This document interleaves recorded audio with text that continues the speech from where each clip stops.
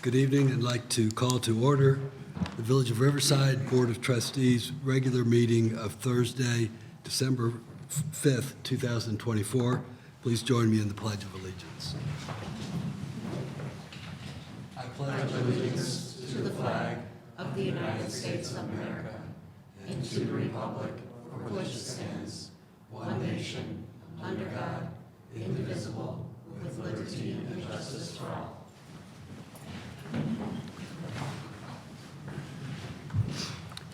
Thank you. Clerk Soul, please call the roll. President Pollock. Here. Trustee Clarity. Here.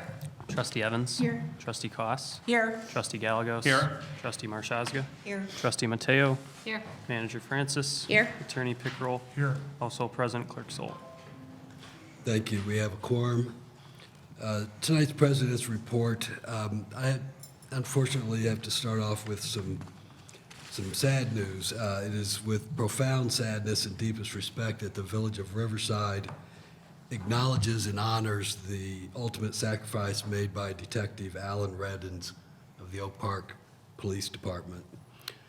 As most of you probably have heard, Officer Reddins was responding to a call on Friday, November 29th, in which he was shot and killed after responding to that call. The Village of Riverside would like to extend our heartfelt condolences to his family, friends, and colleagues. I would also like to take this opportunity to remind us all of the contributions that our police department and police departments throughout the country provide. When a tragedy like this hits so close to home, we're reminded of what police officers and their family think about every day. And so please take a moment this holiday season to thank a police officer and to think about the sacrifice that they make in coming to work and serving us every day of the year. Upcoming meetings of the village. On December 9th, the Sesquicentennial Committee meeting will meet at 7 p.m. in the Township Hall. On December 12th, the Preservation Committee meets at 7 p.m. at the Riverside Township Hall. On January 8th, the Economic Development Commission meeting meets at 7 p.m. here at the Riverside Township Hall. January 13th, Sesquicentennial Committee meeting, once again for their January meeting, 7 p.m. Riverside Township Hall. January 14th, Landscape Advisory Commission has their regular meeting, 7 p.m. Riverside Township Hall. January 16th, the Police Pension Board meeting at 1 p.m. here at Riverside Township Hall. And then our next meeting of the Village Board will be on January 16th at 7 p.m. here in this same room at the Township Hall. We have a number of upcoming events. It's the holiday season. First, I want to mention the Holiday Stroll, which is tomorrow night. Trustee Gallegos is a member of the Chamber of Commerce, so do you want to expand a little bit about the Holiday Stroll? Certainly, Mr. President, thank you. So the annual Holiday Stroll, a favorite family event in the wintertime, where everyone just gets out and gets hot chocolate, and it seems like the perfect, what are those types of movies that come out in the holidays? Hallmark, that's right, a Hallmark channel. Well, I don't watch them all that often, but I get told about them, that they have all these hot chocolate stations, so we're gonna have hot chocolate all over the place. You will notice on the windows of a lot of our businesses, they will have the QR codes. That will tell you who will have what. We will have petting animals, we will have hot chocolate popcorn, all sorts of treats for the family to enjoy. Some will have carolers, singers, etc., gingerbread men. So I encourage you to download on that QR code. The gathering around the Centennial Park will start around 5:30-ish or so. Santa will arrive by the fire department on the fire truck around 5:45. Then the tree lighting ceremony is at 6 o'clock, and then he will be available for photos again at the library. So it's going to be a wonderful evening, about 39 degrees if I'm not mistaken. So enjoy it and be safe. Thank you, Alex. This Saturday, December 7th, C4 will be hosting Plug into the Future, Exploring the Electric Vehicle Experience. This event will provide attendees information about electric and hybrid vehicles for those that possibly are exploring the idea of purchasing an electric or hybrid vehicle. This is a free event. It begins at 2 p.m. this coming Saturday at the Quincy Community Center located at 43 East Quincy Street. Next Friday, the Parks and Recreation will be hosting a holiday bingo bash, again, Friday, December 13th. Santa Claus will be the bingo caller, and there will be incredible prizes for all ages, as well as a photo opportunity with Santa. Registration is required and still available online and at the Quincy Community Center. Space is limited, so be sure to register soon to secure your family's spot. And then also wanted to mention that this being the last board meeting of 2024, next time we gather, we will be within our sesquicentennial celebration.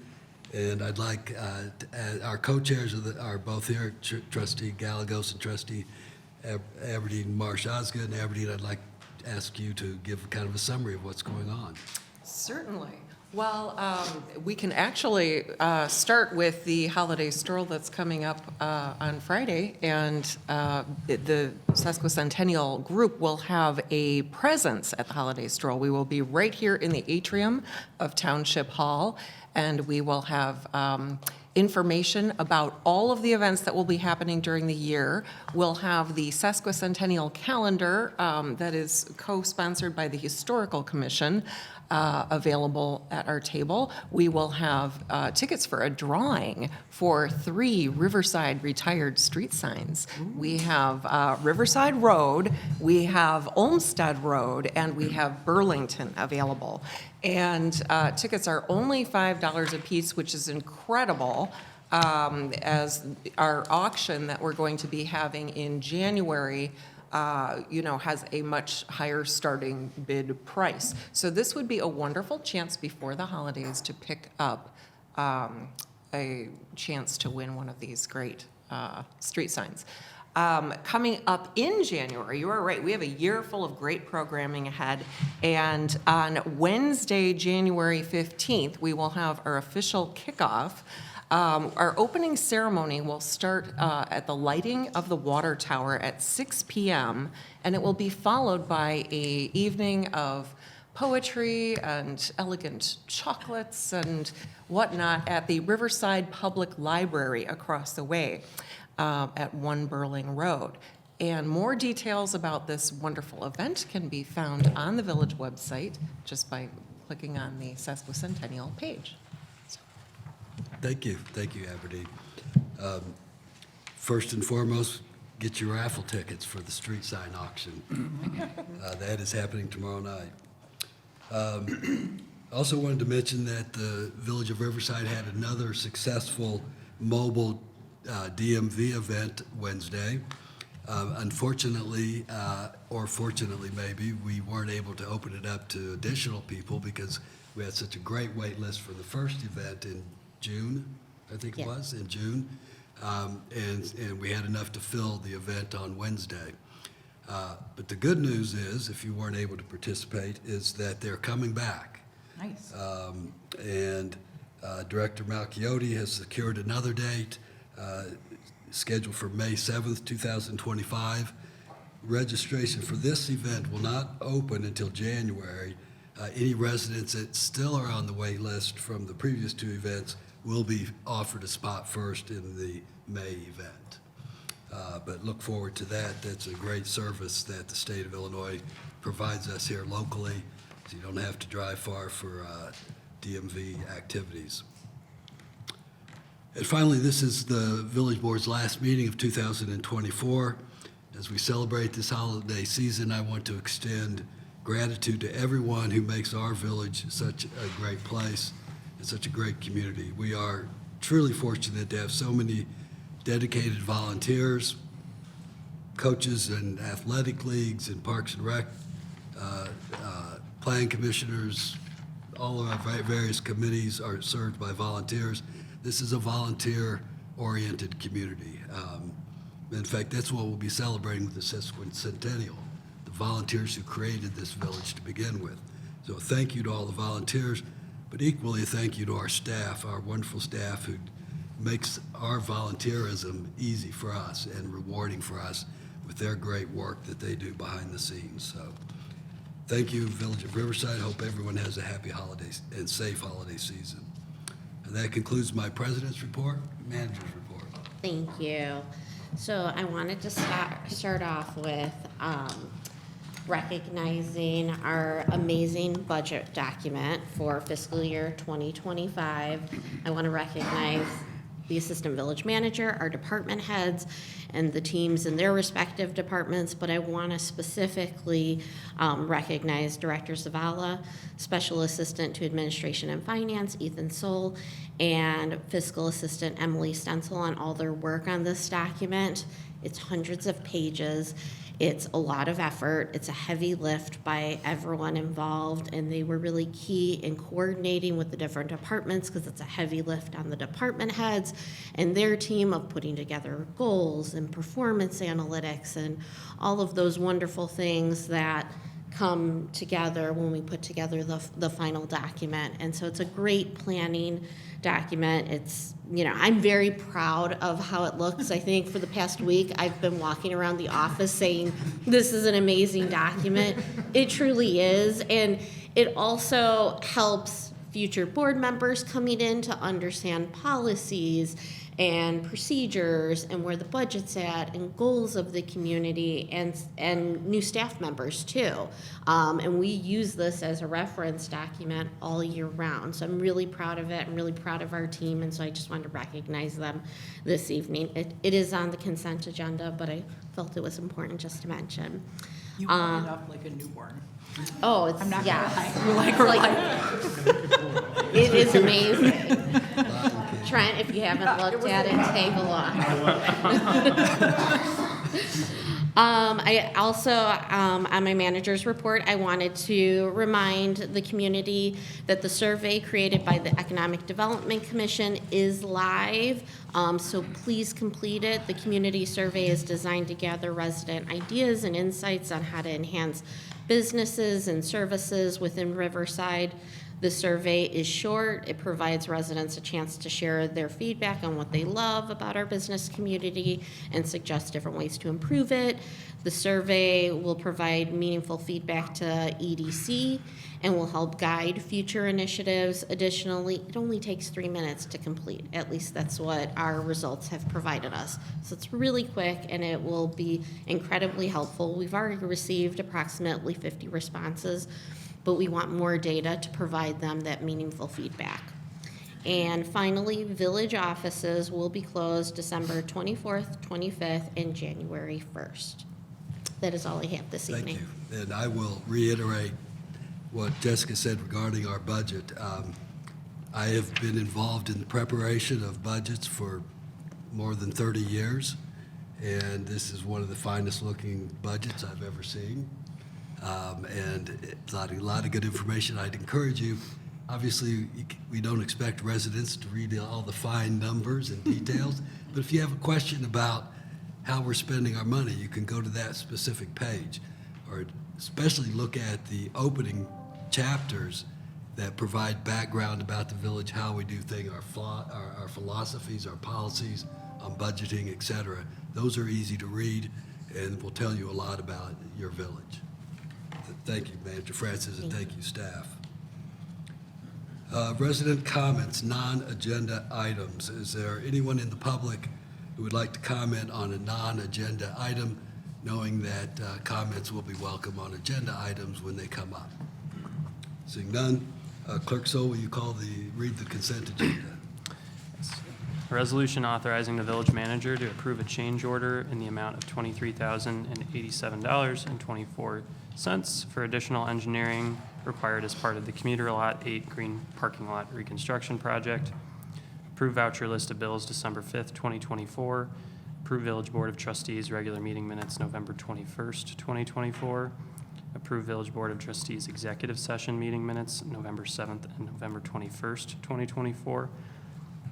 Review and file board and commission minutes, Police Pension Board special meeting August 26th, 2024. Economic Development Commission regular meeting September 11th, 2024. Parks and Recreation Board regular meeting September 23rd, 2024. Planning and Zoning Commission regular meeting September 25th, 2024.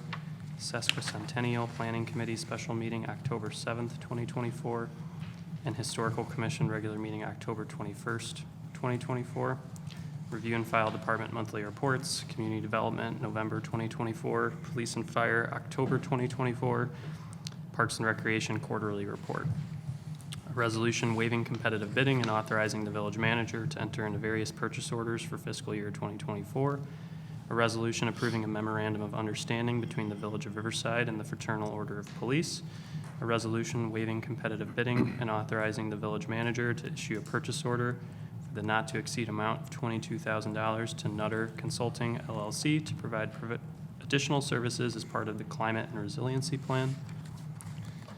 A resolution authorizing the village manager to amend a purchase order in the amount of $19,378 for Christopher B. Burke Engineering to provide Phase 1 engineering services for the East Avenue streetscape improvements. A resolution directing the reduction of the 2024 property tax levies by the Cook County Tax Extension Office, if necessary. An ordinance amending the village code of the Village of Riverside, Illinois, relative to village fees and licenses. An ordinance of the Village of Riverside, Illinois, adopting a pre-approved vendor list. A resolution waiving competitive bidding and authorizing the village manager to enter into various purchase orders for fiscal year 2025. An ordinance adopting the annual budget for the Village of Riverside for the year commencing January 1st, 2025 and ending December 31st, 2025. An ordinance adopting the annual budget for the Riverside Public Library for the year commencing January 1st, 2025 and ending December 31st, 2025.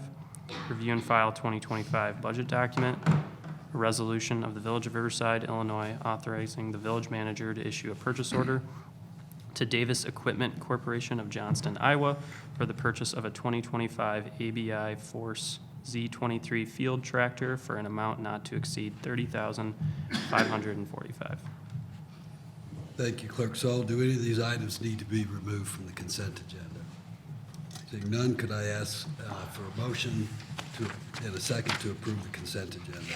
So moved. Second. Motion and a second. Roll call, please, Clerk Sol. Trustee Clarity? Aye. Trustee Evans? Aye. Trustee Koss. Aye. Trustee Galagos? Aye. Trustee Marshazga? Aye. Trustee Mateo? Aye. Motion carries. The consent agenda is approved. Department, board, and commission reports. Are there any department, board, or commission reports this evening? Seeing none, we'll move on to pending business. Tax levy ordinance for the year 2024, 2025 collection, Village of Riverside, Illinois. Director Zavala. Thank you. In your packet tonight is a tax levy ordinance for year 2024, collection in 2025 for the Village of Riverside, and tax levy ordinance for the year 2024, collection in 2025 for Riverside Public Library. Notice was published in the Landmark newspaper October 9th for the public hearing that was held on October 17th.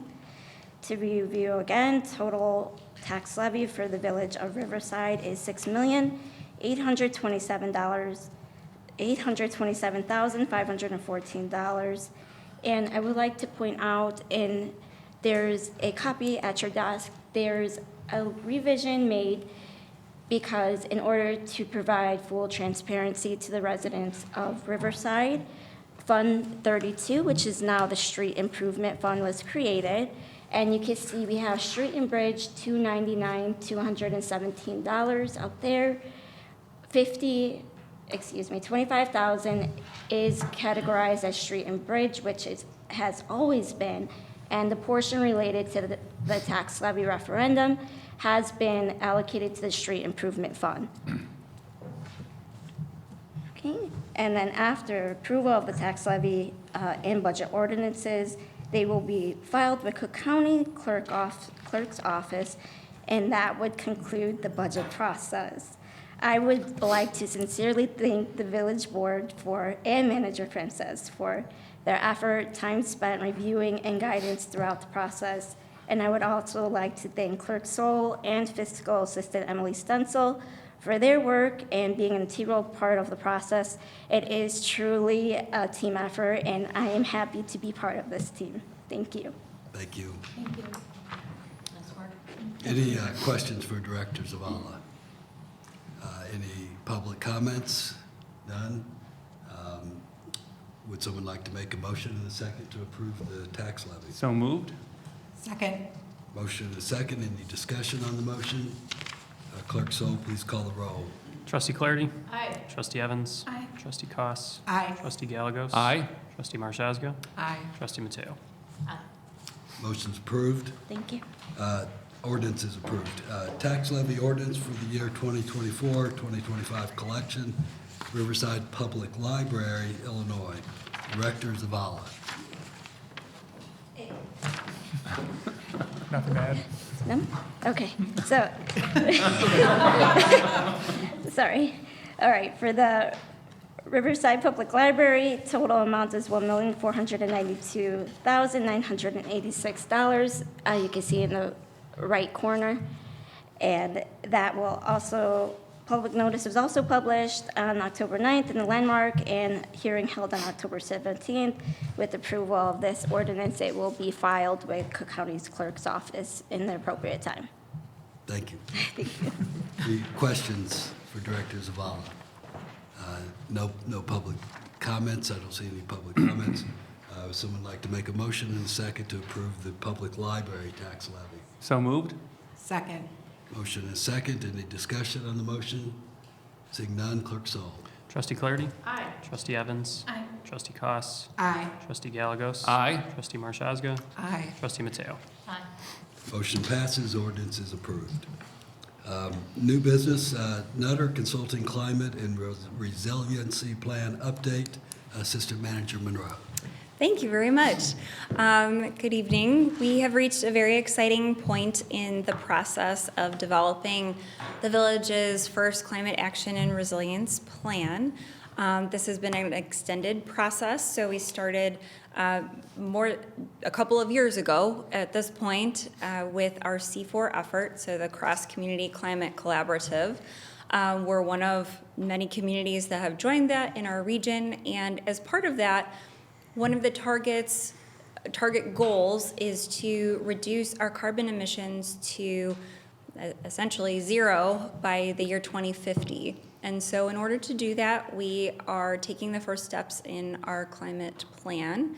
Our consultant, Nutter Consulting, will elaborate on my comments in just a moment, but I just wanted to note that one important factor that we found in going through this exercise is that despite all of the really wonderful things that the village is doing so far, all of the efforts that the C4 group has done to create this framework of 32 initiatives, which are being evaluated by the consultant team, we still are finding that based on the data, we have a lot more work to do. And so this will be something that isn't necessarily out of reach to reach these targets, but as she'll explain a little bit more, we may need to adjust the levels of or increase certain efforts and kind of pull different levers in order to reach those targets. And it'll really be a full community comprehensive effort. So it's not just the village's efforts in addressing these things, but also making sure that the community is part of this really large task we have ahead of us. So the data is there, and we'll hear more about that now. Great. Thank you. Thank you. Grab this, see if that works there. Okay, perfect. Okay, great. Well, good evening. Again, my name is Melanie Nutter, and I'm the principal of Nutter Consulting. I want to say hello to the village trustees and the village staff. I really appreciate you having me here tonight. I'm excited to do a few things with all of you tonight. First is to provide an update on the progress for the village's Climate Action and Resilience Plan project, which includes describing the updated greenhouse gas emission inventory. So we've got a number of slides to walk you through the data and what we found through the updated greenhouse gas emission inventory, which is a snapshot of emissions that have happened here in the village. The second is we are also going to detail forecasted projections about emission reduction, so you can really look at what some actions the village could take in the future and how that might help you reduce and meet your goals. And then lastly, we'll go over some some very specific strategies, many of which have been developed through the C4 process, as well as with GRC2, to see which strategies connect directly to the actions that will help you reduce emissions. I do also just want to echo what Ashley said, which is the village, as we have learned over the past few months working with the village staff, you have done so much here locally to be more sustainable, more resilient, and really involve your community. So I really commend all of you for the efforts and investment that you've made so far, but there is more work to do. So just wanted to start with that. Oops. Okay, so what is a greenhouse gas emission inventory? So we're just going to start at the beginning so we can all have the context. So a greenhouse gas emission inventory is an accounting of the emissions which result from the different processes that support everyday life within Riverside. It's a detailed record that measures the total amount of greenhouse gas emissions that have been emitted within a specific geographic area. So that's a key component of what we're counting. And that's, of course, the village. And what the inventory does is identify the major sources of these emissions and quantify their contribution to the community's overall carbon footprint. So it's essentially a snapshot of the climate impact within your local boundary. Inventories are really useful for a few different reasons. One is they enable understanding for how residents, businesses, and municipal operations are currently contributing to greenhouse gas emissions within the community.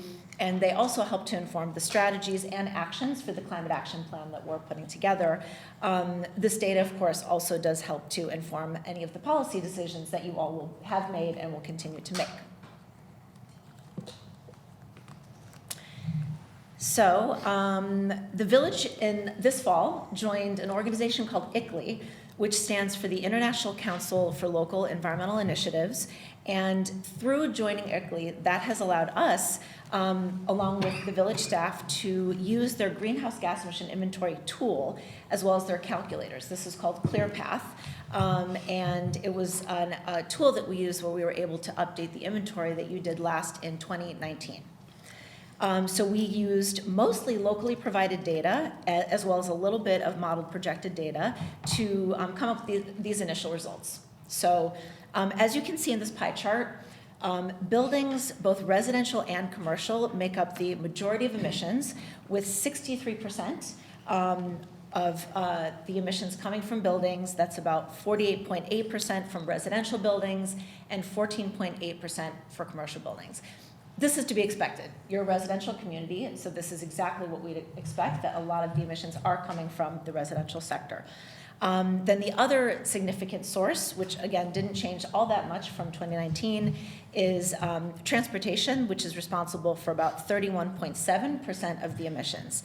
And just to give you a sense of the broad brush of the type of data that we put into the tool to come up with this analysis, we did get local data, electricity data from ComEd, natural gas data from Nicor Gas, the vehicle miles traveled data we used from the CMAP for Riverside. We got landfill solid waste data from Flood Brothers, and we got tree canopy data from Riverside Public Works. So thank you to everybody who did track down those data sets for us. It really does provide a very accurate picture by being able to have those local data sets. So this slide, sorry, my phone is ringing, and I'm going to send it to voicemail since it's spam anyway, sorry about that. So this second slide it shows a different way to present the data and describes the actual sources of greenhouse gas emissions in Riverside. So this is, again, simply a different angle to understand how local emissions are generated. So similar to the previous slide, the sources in buildings account for the largest amount of emissions. You'll see that natural gas use, in particular in buildings, generates 38.4% of the emissions, and electricity use accounts for 25% of the emissions. So again, looking predominantly at your building sector for being a key source of emissions.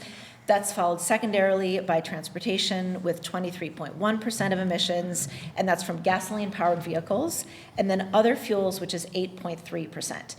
Smaller but still notable sources of emissions here in the village are landfilled organics with 4.2%, and just a little bit, but still notable, of natural gas leaks with 1%. So the key thing that both of these slides of the inventory really tell us are three kind of overarching things, which is number one, we want to work with the village to show that you need to transition away from natural gas in residential homes. That will obviously greatly cut into your local greenhouse gas emissions by moving away from natural gas. Second is it also demonstrates an urgency to continue to urge state utilities to increase the renewable portion of electricity supplied to the electric grid. That, of course, is not necessarily within your control, but you do have the ability to advocate as a village for them to increase the renewables on the electricity grid. And then third is to really look at finding more local renewable energy sources that you can invest in within this geographic boundary, and that's things you might expect: solar, microgrids, community solar, because those are all sources that then can be counted as reducing your reliance on fossil fuels. So that is the summary and the inventory snapshot of where the village has been and where your emissions are coming from.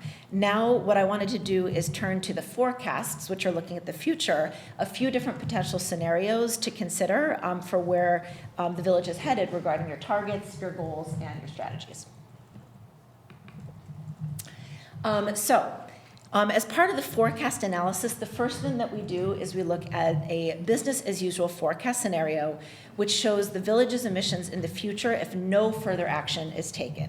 So this means that it's continuing current trends and activities without implementing any new strategies to reduce emissions. So that's as it is today, off into the future. It shows that the impact of inaction and also serves as a baseline to compare with scenarios involving emission reductions. In this scenario, there's a few key inputs that are listed here on the slide. So one is population numbers. So we do here have projected population growth that we included in this initial forecast from the US Census Bureau, which shows a slight reduction in population over time. There are other numbers that we're actually going to use based on the village's advice, which is from CMAP. So those are showing just a slight growth in population. It's not going to change your business as usual scenario that much, but just to tell you, we're going to tweak that slightly.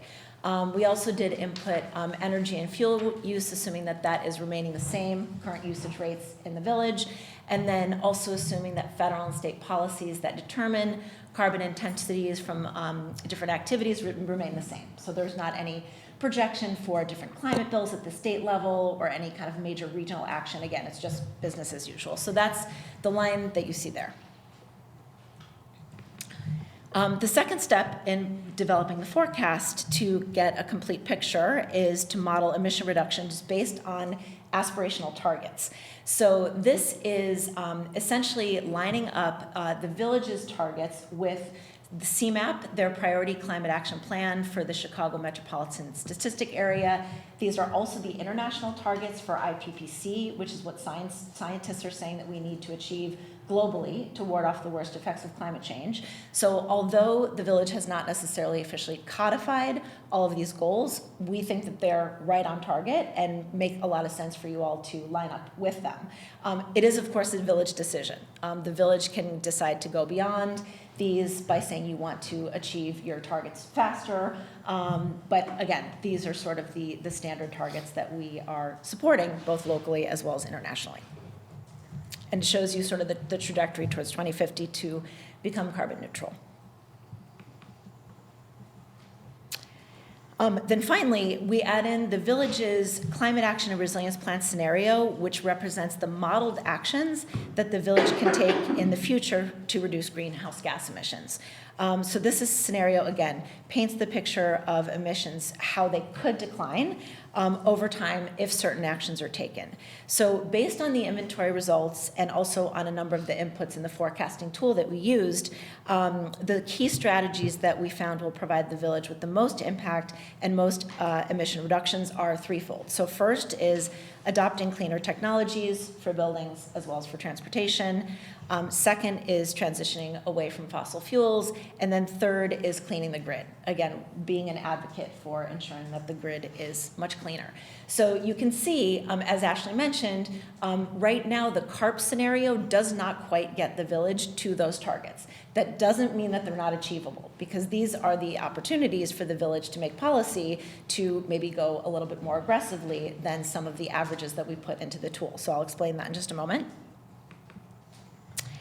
One of the things that we're able to do through the ICLEI system is essentially model these high impact pathways. So these are the 6 high impact pathways, again, related to our findings that I mentioned on the other slide, that will get you fastest to greenhouse gas emission reduction. And those include residential electrification and efficiency of natural gas, same thing for electricity, commercial electrification and efficiency of natural gas, same thing for electricity. And then on the vehicle side, moving towards electric vehicles, as well as reducing vehicle miles traveled for diesel vehicles and gasoline vehicles. So those are the 6 high impact pathways that were modeled in ICLEI that are part of your forecast.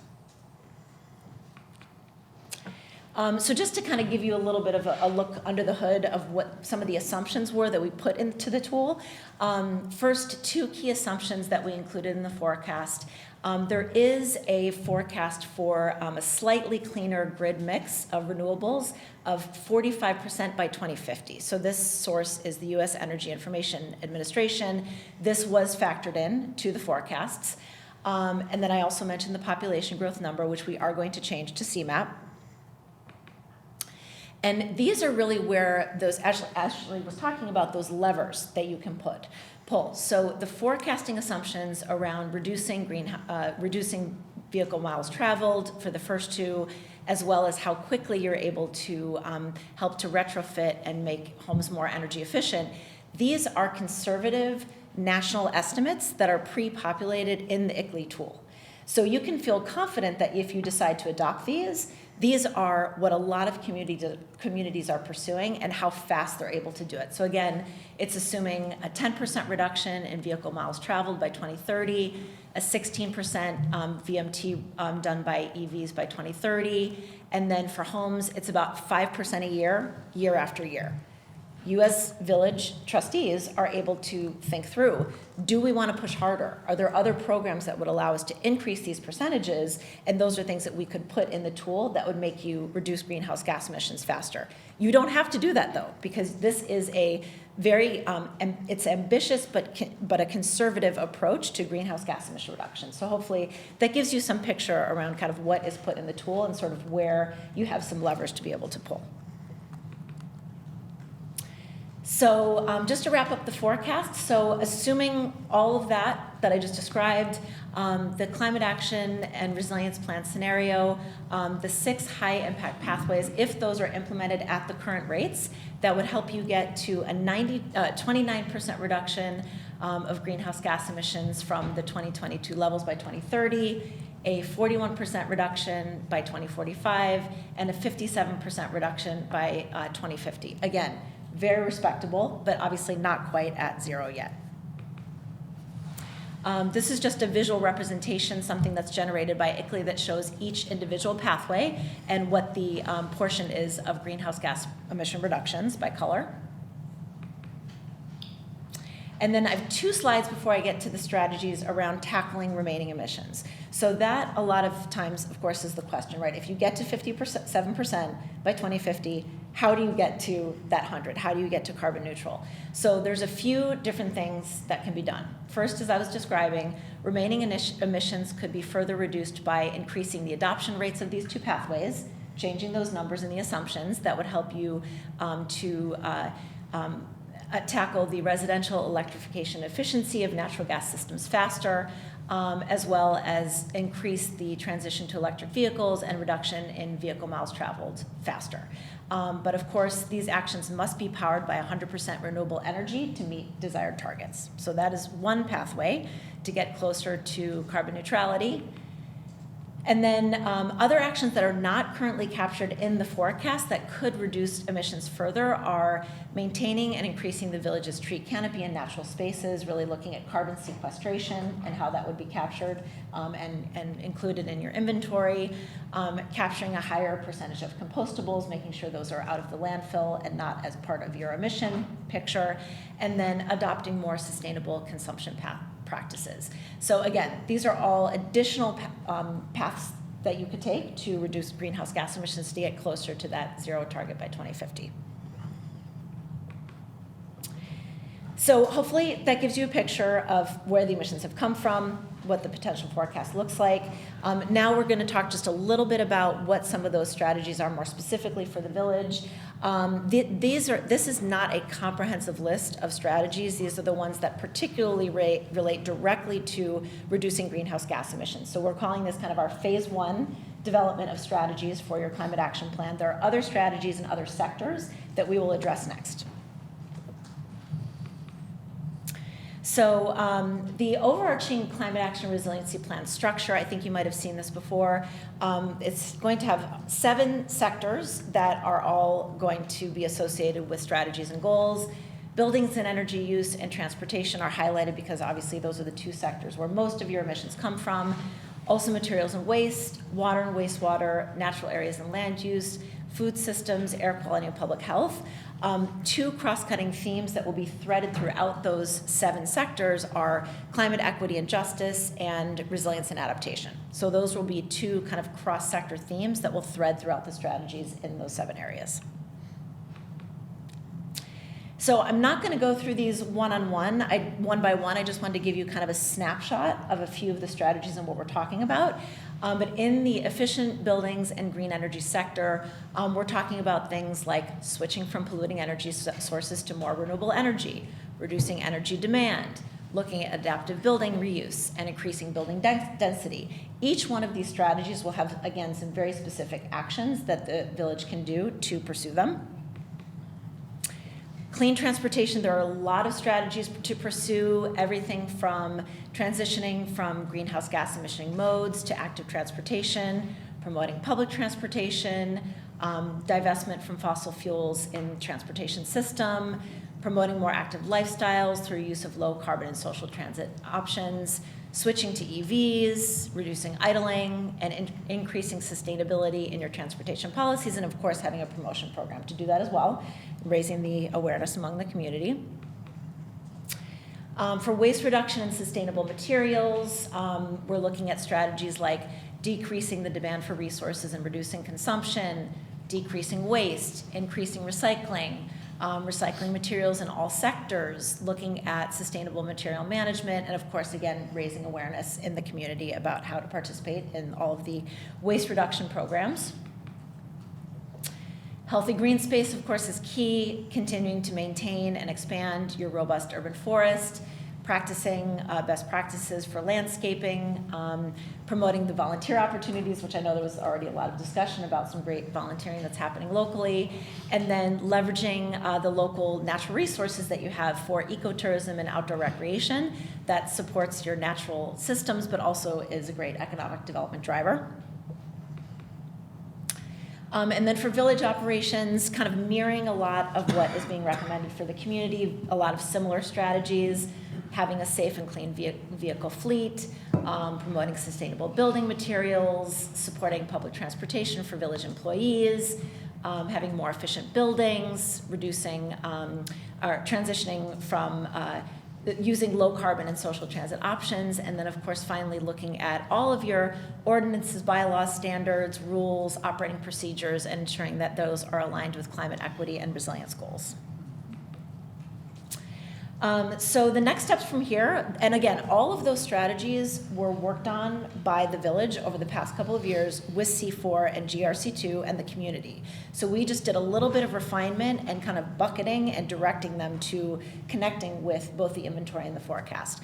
Where we go from here is we're going to continue to refine the C4 and GRC2 strategies from the other sectors. We will also review and refine the recommended actions for all of the strategies that are going to be the very tactical to-do list of things to pursue. Develop the Climate Action Resilience Plan draft content, and then finally circulate the draft with the village staff, trustees, and eventually the public.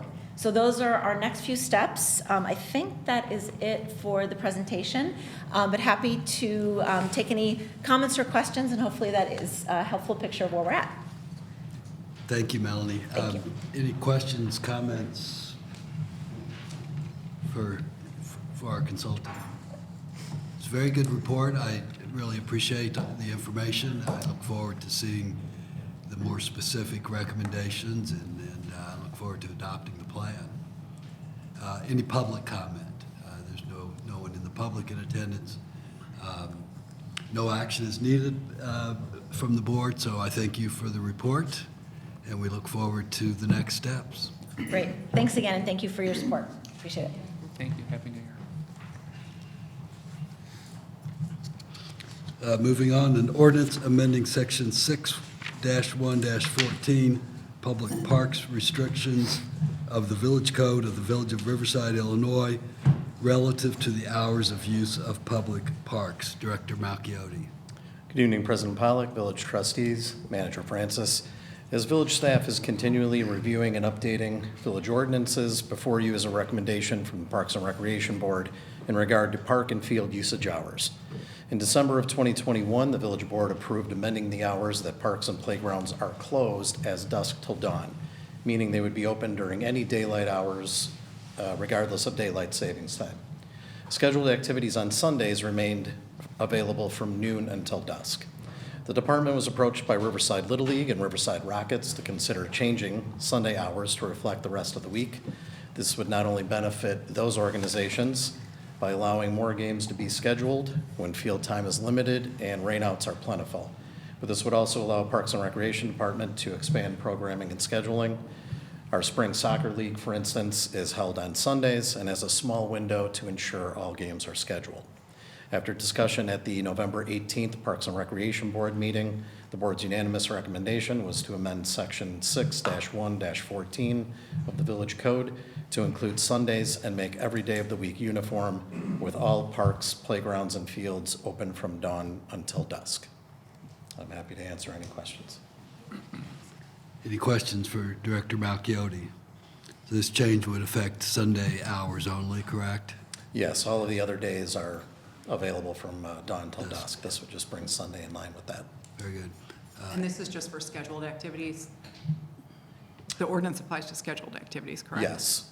You could apply for a permit during those hours if you're an outside organization, but for our purposes, for our programs, and for Little League mainly. There's no public comment, no further questions from the board. If someone would like to make a motion and a second. So moved. Motion and a second. Any discussion on the motion? Clerk Sol? Trustee Clarity? Aye. Trustee Evans? Aye. Trustee Koss, No. Trustee Gallegos? Aye. Trustee Marshazga? Aye. Trustee Mateo? Aye. The ordinance is approved. Thank you, Director Malchiotti. Trustee reports. Are there any trustee reports this evening? I'll just give one that I do want to. Trustee Gallegos. Thank you. As if we need another reason to be prouder of our Riverside Police Department, I'd like to recognize that they had a very successful drive for Sarah's Inn, which is an organization that helps families that have suffered from domestic violence. So it helps throughout the holiday season. So, and Deputy Fodor, I want to just congratulate the whole police force. So thank you. Thank you for that. Trustee Marshazga. I just have one little addition that I would like to make regarding the EV panel that's coming up on Saturday from 12 to 4 at the Quincy Street Community Center. One aspect of that was not mentioned, which I think the community might be very interested in, is that all 5 of the panelists and 2 other individuals from, Riverside are bringing electric vehicles of all different models for people to actually have an opportunity to view after the formal panel discussion in the parking lot. So if, whether you're interested in something like a Mini or a Chevy Bolt or a Tesla or a Rivian pickup truck or a hybrid plug-in vehicle, there will be many, many different things for you to look at. So it's kind of like an opportunity to cut your shopping short. And we've got a lot of rebates and incentives that are still being offered in the coming year. So it's a very good time if you're considering making one of these decisions to, check things out a little more. That's all. Excellent, thank you. Any other trustee reports? We do have need for an executive session this evening to discuss minutes of meetings lawfully closed under the Open Meetings Act, whether for purposes of approval by the body of the minutes or semi-annual review of the minutes, and to discuss the acquisition of real property. Would ask for a motion and a second to adjourn to executive session. So moved. Second. Motion and a second. All in favor, say aye. Aye. We are adjourned.